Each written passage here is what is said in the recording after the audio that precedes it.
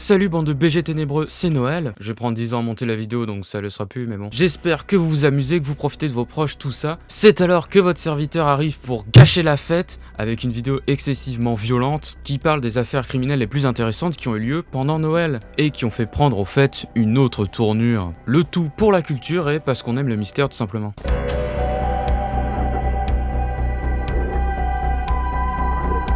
Regardez, c'est plus du tout le tiers-monde. Bon, ça passe pas, mais merci à mon généreux donateur.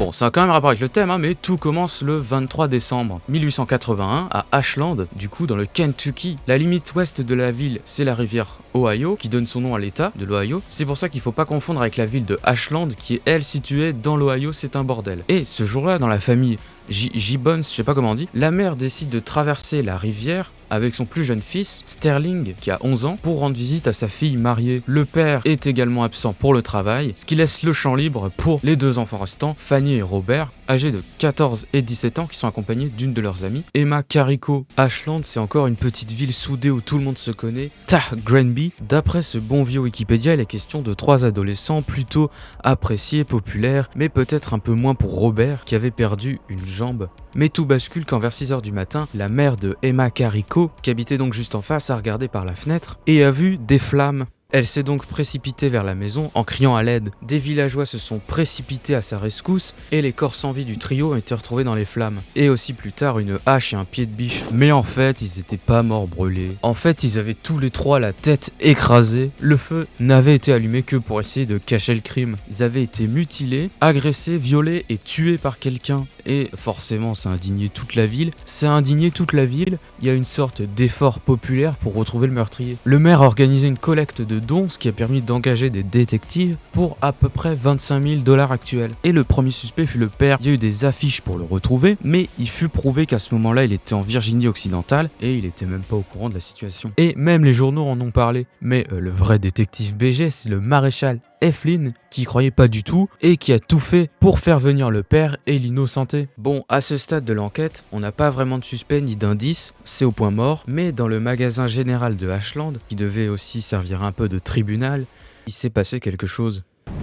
George Ellis, un maçon du village, était venu acheter un cigare. C'était un client régulier et le patron, Monsieur Powell, qui faisait la conversation, lui a demandé ce qu'il pensait de cette affaire. Eh bien, maintenant que le vieil homme Gibbons s'est innocenté, je me demande sur qui ça va tomber maintenant. George a tout de suite semblé surpris, il y a eu un petit moment de flottement, il a bredouillé qu'il pouvait savoir qui était le coupable, puis quelque chose à propos des preuves, et est parti. Bon, je vous le dis tout de suite, c'est lui le meurtrier. Il est sorti et il a marché un peu dans la rue avec le poids de la culpabilité sur les épaules. Il avait l'impression que tout le monde le regardait et savait ce qu'il avait fait. Donc, après plusieurs heures de marche et de paranoïa, il s'est rendu dans l'hôtel où était installé le maréchal Eflin pour tout lui avouer. L'objectif, c'était de soulager sa conscience, mais également une remise de peine. Ellis avait avoué avoir commis le meurtre et l'agression. Il commençait à devenir parano et il avait peur que tout le village le découvre. Bon, je vais pas mettre tout son récit parce que c'est assez long et assez hardcore, hein. Parce que bon, c'est Noël pour vous aussi après tout. Mais il a aussi balancé deux de ses collègues, William Neal et Ellis Craft. Bon, en gros, il a dit que c'était vraiment ses deux compères les instigateurs qui étaient à l'origine de tout et que lui, il avait fait que suivre. Bon, c'est pas très sûr que ce soit vrai, mais le fait qu'il ait pas vraiment participé, ça expliquerait le fait qu'il ait balancé et qu'il se soit tout d'un coup découvert une conscience. Nos 3 suspects ont donc été arrêtés mais mis dans la même cellule. Et donc George Ellis a changé de version pour dire que Neal et Craft étaient innocents. Il a aussi soutenu que le maréchal l'avait obligé à parler en le menaçant avec une arme à feu.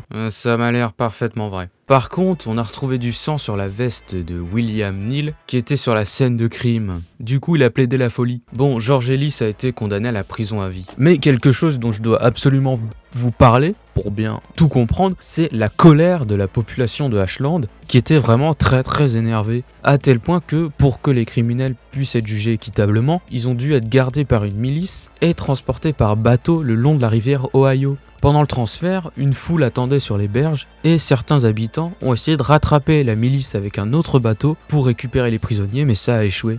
Un transfert pendant lequel Neal et Craft vivaient leur meilleure vie. Ils chantaient, ils dansaient sur le pont, ils se croyaient déjà innocentés. Vous en faites pas, ils vont prendre quand même un coup de karma. Je vous avoue que j'ai un peu la flemme de faire un compte-rendu du procès. Mais c'est surtout qu'il y a peu d'indices, surtout des témoignages, mais qui sont quand même assez accablants pour nos 3 protagonistes. Les 3 suspects, je veux dire. Mais George Ellis a essayé de s'innocenter en modifiant sa version, en disant que William Neal et Ellis Craft l'avaient forcé à venir en le menaçant d'un revolver. Bon, après 17 minutes, Neal a été condamné à mort et quelques jours plus tard, c'est Craft qui a suivi. Mais George s'en est voulu et a encore changé de version face à la presse, en disant que les coupables étaient 2 jeunes noirs. Un move de génie, vraiment. Et puis après, finalement, il a dit que c'était un faux témoignage et qu'en vrai, il avait jamais dit ça à la presse. Bon, il a quand même pris la prison à vie. Mais malgré tout, c'était pas assez pour la population. Juste après son transfert, une vingtaine d'hommes masqués ont débarqué dans la prison en juin 1982 à 23h. En fait, pour se rendre là-bas, ils avaient même détourné un train. Ils ont essayé d'entrer dans la prison, mais ont été refusés. Bon, c'est là qu'on serait tous repartis à pied chez nous. Déjà, qu'est-ce qu'on fout là? Mais pas en 1880. Ils sont entrés de force, ont capturé George Ellis pour le ramener au village et le lyncher. Il a donc terminé pendu à un sycomore. Personne n'a jamais été condamné par le lynchage parce que on n'a pas trouvé de vrai coupable. Et c'est pas encore assez pour la foule parce que souvenez-vous, je vous ai parlé d'un gros coup de karma. En fait, Neal et Craft ont fait beaucoup de fois appel en disant que George Ellis était fou, ce qui me paraît crédible. Et c'est pas fini car il reste ces bons vieux Neal et Craft. Ils devaient encore prendre le bateau pour être jugés dans une autre ville, escortés d'une milice. Mais il y a une foule de 200 hommes arrivés par train qui a exigé que le suspect leur soit remis. La milice est quand même montée dans le bateau à vapeur, mais à l'arrivée, il y avait encore une autre foule qui les attendait, avec cette fois-ci également des femmes et des enfants. La situation a commencé à beaucoup s'envenimer. Et finalement, il y a eu beaucoup de coups de feu qui ont été tirés, ce qui a provoqué pas mal de morts. Et la foule a tiré sur les soldats, Dieu bénisse l'Amérique. La milice a fait une sorte de barrière de sécurité autour de Neal et Craft, sans riposter, mais 4 personnes sont quand même mortes. Et pour ajouter au bordel ambiant, une vingtaine d'hommes se sont emparés d'un ferry pour poursuivre le bateau de la milice, ce qui a fait sauter à l'eau les premiers occupants du ferry. La foule a vraiment foutu la merde, et ce, jusqu'aux exécutions de Neal et Craft. D'ailleurs, des femmes leur ont même offert des fleurs. Ouais, c'était le bordel ambiant et c'est pour ça que cette histoire a laissé une grosse trace dans l'histoire américaine et que j'en parle aussi, c'était horrible. On dirait trop les meufs qui mettent des t-shirts trop grands mais elles, ça leur va.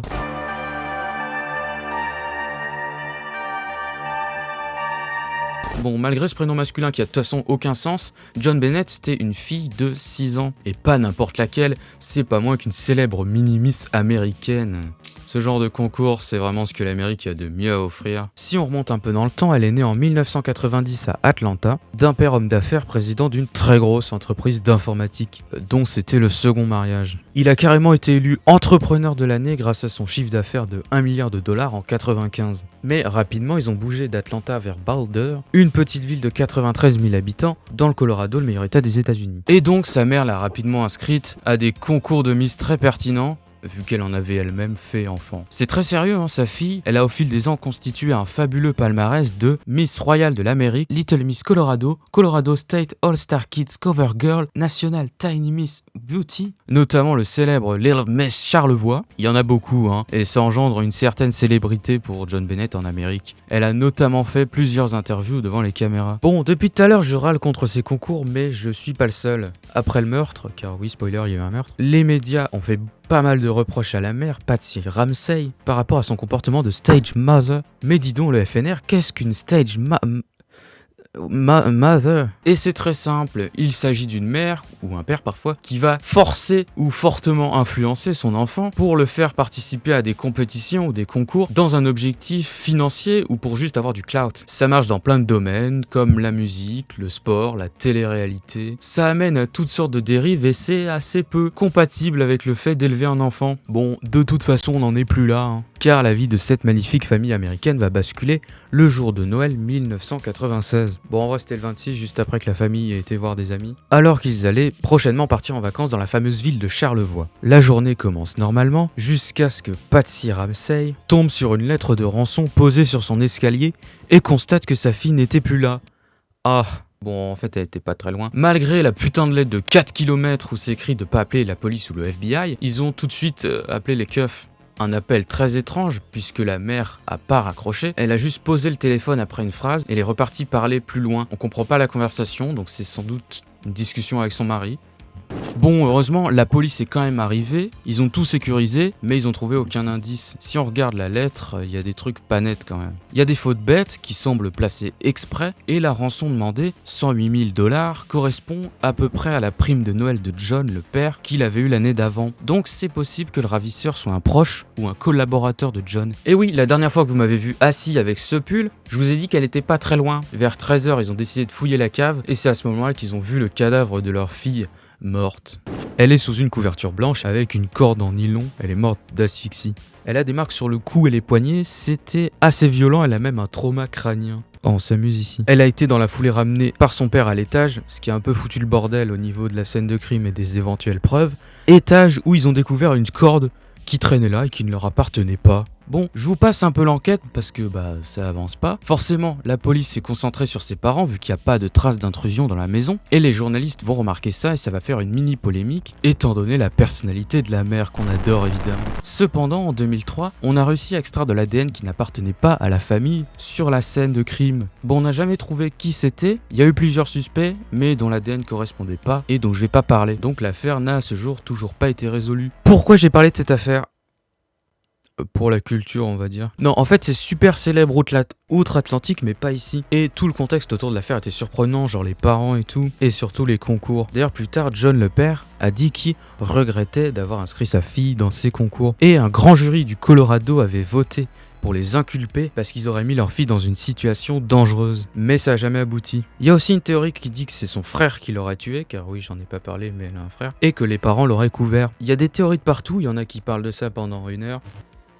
Mais j'avais complètement la flemme de faire ça, et aucune de toutes ces théories ne semble vraiment coller à 100%.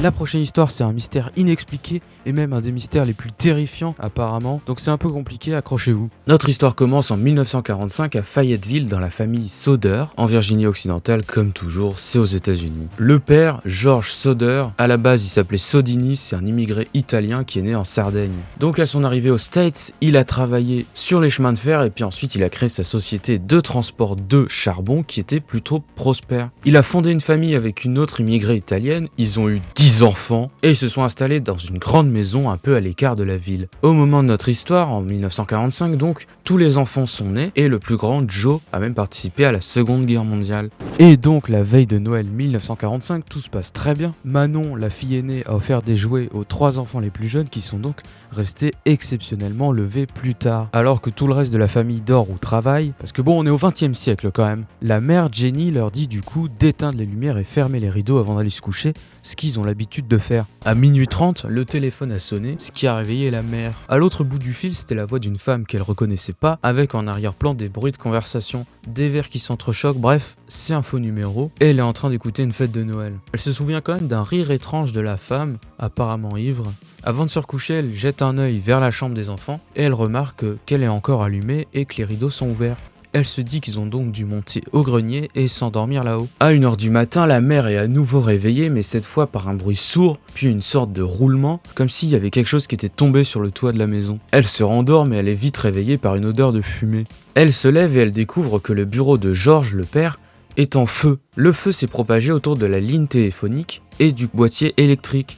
C'est encore les compteurs Linky. Elle a réveillé son mari et les fils aînés et heureusement ils ont pu s'enfuir de la maison. Mais les 3 enfants qui s'étaient couchés plus tard et les 2 juste plus grands sont prisonniers à l'étage parce que l'escalier est en feu. D'ailleurs ils ont même pas donné de réponse quand ils leur ont crié des trucs. Bon ok c'est triste, mais c'est juste un incendie lambda, tu m'avais vendu du mystère mec. Sauf que autour de cet incendie il y a genre beaucoup de trucs pas nets. Par exemple, pendant l'incendie, le mari était passé à l'action, avait escaladé un mur pour se rendre à la fenêtre du premier étage. Se blessant au passage, il voulait utiliser une échelle pour aller sauver ses enfants, mais elle était introuvable alors qu'elle était toujours posée sur le mur de la maison. D'ailleurs, elle a été ensuite retrouvée dans un fossé. Ensuite, il a voulu faire la même chose en montant sur ses camions qui marchaient très bien la veille, sauf que là, aucun n'a démarré. En plus, comme le téléphone fonctionnait pas, ils ont dû appeler les pompiers depuis chez le voisin, mais les pompiers sont arrivés à 8h alors que la caserne n'était qu'à 3 km et la maison avait brûlé en 45 minutes. En fait, il manquait d'effectifs à cause de la guerre. Un conducteur sur la route à proximité avait vu les flammes, il avait aussi voulu alerter les pompiers, mais le téléphone depuis lequel il a appelé fonctionnait pas non plus. C'est un peu étrange, mais le truc vraiment pas net, c'est qu'on n'a retrouvé aucun corps dans la maison. Alors que comme le dit cette vidéo mieux montée, il faut 2 heures à un corps pour disparaître à 1000 degrés et encore il reste quand même les os. Là la maison a brûlé 45 minutes et on n'a rien. Il y a énormément de trucs pas nets. Déjà, le feu était censé être lié à un problème électrique, alors pourquoi est-ce que les lumières elles sont restées allumées? Surtout que une semaine avant, un professionnel était venu vérifier l'installation électrique et tout était en règle. D'ailleurs, la ligne téléphonique était absolument pas brûlée, mais coupée par quelqu'un. Il y a aussi le bruit entendu par la mère, qui ressemble à celui d'une grenade à main. Sur les lieux, ils ont aussi retrouvé une petite boule verte en caoutchouc très étrange. Ils savent toujours pas ce que c'est aujourd'hui. Et un foie, genre l'organe, qui avait pas été brûlé, a été retrouvé sur les lieux, mais apparemment il appartenait à un bœuf. Et aussi, une voiture suspecte avait été aperçue régulièrement dans la rue avant l'incident, ses occupants observant les enfants des sodeurs. Bon, moi je pense que c'est des coïncidences, tout ça c'est sûrement un accident. Sauf que certains témoins ont même aperçu un homme jeter des boules de feu sur la maison. Genre, tu sais le mec il est comme ça, c'est un X-Men le mec. Fou. Ouais, quand je dis que c'est pas net, c'est que c'est vraiment pas net. George a même informé le FBI, mais le célèbre Edgar Hoover a lui-même dit que c'était pas ses compétences. Tu sais, il y a des trucs qui sont hors de portée du FBI. Apparemment, c'était une affaire trop mineure et trop locale. Pourquoi pas? Et il y a énormément d'indices et de théories qui vont épaissir le mystère. La famille Soder n'a pas abandonné. Il y a eu des enquêtes, mais au final, ça a mené à rien. Ils ont engagé des détectives privés, mais pareil.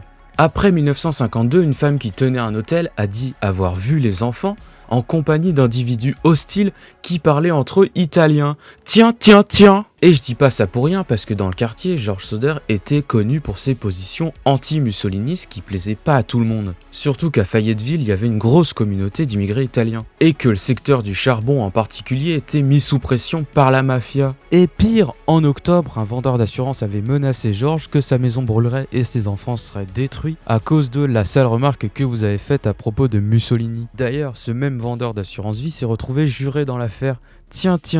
Oh, comme c'est bizarre. Sauf que, des années après, les Soder ont reçu une lettre énigmatique du Kentucky qui contenait une photo d'un type très ressemblant à Louis Soder qui aurait eu à peu près cet âge-là. Avec au dos la note suivante, Louis Soder, I love Brother Frankie, avec une suite énigmatique de chiffres. Apparemment, ce seraient des codes postaux de Palerme, en Sicile. Bon, les recherches ont continué, ça part vraiment dans tous les sens, mais j'ai écourté. La famille a installé un panneau le long de la route 16 avec les photos des disparus. Aujourd'hui, ils sont tous morts. La dernière fille étant morte en 2021, donc récemment. La maison a été complètement détruite et c'est devenu un jardin commémoratif. D'ailleurs, la mère a porté que du noir pendant tout le restant de sa vie, en signe de deuil.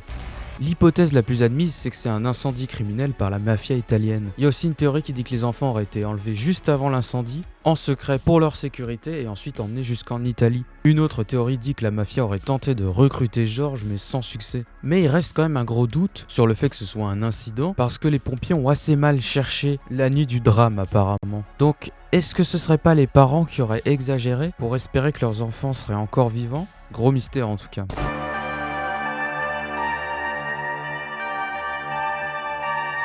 Si vous vous souvenez de l'épisode précédent, avec le Killdozer, des fois il y a des gens qui paraissaient tout à fait normaux, réputés tranquilles, mais juste par frustration, ils vont se mettre à péter des câbles. Comme pendant Noël 2008 dans la ville de Covina. C'est pas juste une random tuerie, c'est tellement à la fois horrible et inattendu. Contexte. Covina, c'est une ville des États-Unis, en Californie, près de Los Angeles. C'est plutôt une ville tranquille, même si c'est pas du tout perdu au fond du Colorado, comme Granby. Et donc le 24 décembre, la famille Ortega se réunit. Il y a les deux parents, Joseph et Alice, avec leurs 5 enfants, et aussi d'autres invités pour un total de 25 personnes. La fête commence donc tranquillement, la famille joue au poker, et soudain à 23h30 au début de la soirée, la sonnette retentit. Une des filles va donc ouvrir. En face d'elle se tient un homme déguisé en Père Noël. Un Père Noël un peu particulier, armé d'un pistolet semi-automatique, qui lui tire directement dans le visage. Le Père Noël avance dans la maison, continue à tirer, jusqu'à tuer 9 personnes et en blesser d'autres. Après que la plupart de la famille ait réussi à fuir chez les voisins, l'homme costumé a sorti un dernier cadeau qui était accroché dans son dos. C'était un lance-flamme artisanal. Du coup, il a foutu le feu à la maison. Il a très mal contrôlé le truc, ce qui a causé une explosion qui l'a blessé assez gravement, même s'il a quand même réussi à fuir. Ok, qu'est-ce que c'était que ça? Déjà, quand il a retiré son costume de Père Noël plein de sang pour se barrer, toute la famille a reconnu le meurtrier, un certain Bruce Pardo. C'était pas du tout un inconnu, mais carrément l'ex-mari de la mère, Sylvia, avec qui elle venait de divorcer. La procédure s'étant même terminée quelques semaines avant l'incendie. Un divorce après 2 ans de relation et 3 enfants, qui s'était bien évidemment, vous l'avez deviné, très mal passé. Il y a une théorie qui dit que le divorce a été provoqué parce que Bruce avait un enfant caché. Mais sur ce bon wiki, c'est aussi dit que c'est parce qu'il refusait de créer un compte commun avec Sylvia. C'est étrange. Ensuite, après le divorce, Bruce a juste refusé de payer une pension alimentaire. Faut dire que 1700 $ par mois, ça fait mal au cul. Bruce traversait une période assez compliquée où il venait de perdre son emploi et où il avait aussi dû payer 6 à 10 000 $ à cause du divorce. Il s'est plaint dans une lettre au tribunal que son ex-femme vivait chez ses parents et payait même pas de loyer et qu'elle avait utilisé son argent pour flamber. Bon alors évidemment, de là à brûler toute ta famille le jour de Noël, il y a quand même du chemin. Et comme je l'avais dit au début, Bruce avait pas d'antécédents et il était considéré comme quelqu'un de tranquille. Bruce, c'était le type toujours sympa, toujours souriant, à qui il était plaisant de parler. On les voyait promener le chien et Bruce tondait souvent la pelouse. Enfin, j'ai l'impression qu'ils disent toujours que les tueurs semblaient être des gens assez tranquilles, ce qui est quand même logique. Parce que quand tu vois ton voisin tondre la pelouse, tu t'imagines pas que c'est le genre de gars qui va aller détruire une famille à coups de lance-flamme. Petit détail aussi, mais c'était un mec très investi dans la vie religieuse. Un des témoignages que je vous ai dit il y a 2 secondes, c'était celui d'une meuf de sa paroisse. D'ailleurs, c'est assez étrange parce qu'avant de se rendre à la fête avec son lance-flamme, il était à la messe de Noël. Car oui, il y a vraiment des gens qui vont aux messes de Noël. Je préfère encore regarder les vœux d'Emmanuel Macron, le jour du Nouvel An.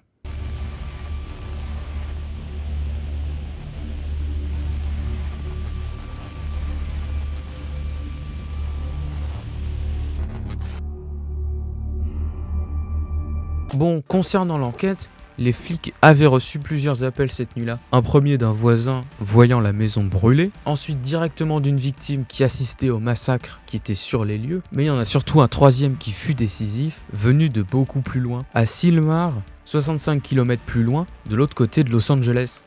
Il y a aussi une ville qui s'appelle Corona. En tout cas, après avoir distribué ses cadeaux, Bruce était parti se réfugier chez son frère qu'il a retrouvé mort en rentrant chez lui un peu plus tard. Il s'était juste suicidé avec un de ses guns parce que ses brûlures étaient trop graves. Mais quelques indices peuvent laisser penser que c'était pas le programme de base. Par exemple, dans sa voiture, on a retrouvé des cartes des États-Unis et du Mexique où Bruce aurait pu fuir. Il a aussi réservé un vol vers l'Illinois et il avait 17 000 $ en cash sur lui. Bon, finalement, il a fait 9 morts dans l'incendie, ou par balle, et on saura jamais vraiment pourquoi il a fait quelque chose d'aussi violent en tout cas. Et c'est tout pour aujourd'hui. J'aurais pu encore parler d'autres trucs et aller plus loin, l'humanité est vraiment pire que ce que j'avais cru. Bon, désolé pour ce sujet en période hivernale si vous aimez moins, mais bonne nouvelle, j'en ai un peu marre de faire des trucs aussi sérieux et de travailler 1 mois sur le même truc. La prochaine vidéo sera exactement l'opposé de celle-là, et du coup elle sortira bientôt. J'ai commencé à travailler dessus, et elle devrait être plutôt courte à faire. En tout cas j'espère que ça vous a plu quand même. Salut!